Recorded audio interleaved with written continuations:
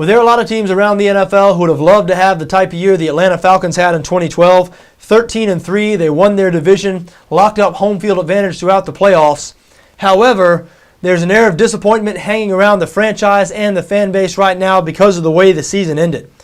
When you're at home in the NFC Championship game and you're ahead 17-0, which the Falcons were over the San Francisco 49ers, you're expected to close the deal and win that game, and they could not get the job done. Matt Ryan, after playing maybe the best half of football in his NFL career in the first half of that game, was outplayed by 49ers quarterback Colin Kaepernick in the second half. Now, some of that needs to be put on Ryan. He did play worse as the game went along, including those 2 crucial turnovers in the second half.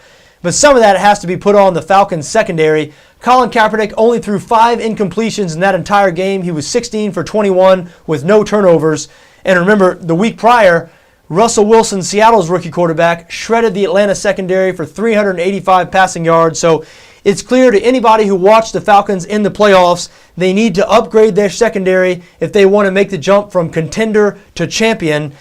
Now, it needs to be said that their best cornerback, Brent Grimes, did miss this past season with an injury. So when Grimes comes back, assuming he's 100%, which they're saying he will be come next season, you would expect the Falcons secondary to improve. And it's not like the Falcons defense was all bad this year. They finished 5th in the NFL in points per game. That's the most important defensive statistic. But the other stats weren't as impressive. 23rd against the pass. We just talked about that secondary. 21st against the rush. Mike Smith, their head coach, is a defensive guy. I look for him to improve that defense next season. The offense, they don't have much improving to do. They have a great nucleus to build around. Matt Ryan is an elite quarterback in his prime. Julio Jones, Roddy White, probably as good a wide receiver tandem as there is in the NFL. We'll see if their tight end, Tony Gonzalez, comes back for another year. We hear that Roddy White, among other players, is going to make a push. Roddy White said Gonzalez is going to get the Brett Favre treatment, meaning players are going to actively try to recruit Gonzalez for another year. If Gonzalez does come back, expect Atlanta once again to have one of the best passing games in the NFL.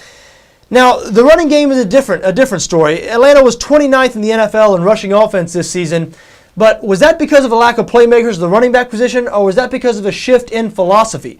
Dirk Cutter, it was his first year as offensive coordinator this past year, taking over for Mike Mularkey, and Cutter seemed to favor a more pass-first style. Atlanta was a top 10 passing offense all season. We mentioned right at the bottom in terms of rush yards per game. So will that continue in Cutter's second year as offensive coordinator? I expect it to. I don't think the Falcons are going to look to really change things up in terms of running backs. They have a nice 1-2 punch with Michael Turner and Jaquiz Rodgers. And I think it was more of a philosophical change. They went more to the downfield passing game, more of a pass-first offense under Cutter. And I don't see any reason that should change with Matt Ryan and those wide receivers we talked about, Julio Jones and Roddy White. I do expect most of the Falcons' off-season additions this year to be on the defensive side of the ball. They do pick 30th in this year's draft. That's the price you pay when you're a great team. You finish 13-3, so you get a low draft pick. I'm sure the Falcons will take that every day of the week if they can just go 13-3 in the regular season. Now, we know in the NFL things change year to year. Just because you're good one year does not necessarily mean you'll be good the next. The Falcons have some up-and-coming teams to deal with in the NFC South. Teams like the Tampa Bay Buccaneers, who did a lot of good things this past season in Greg Schiano's first year as head coach.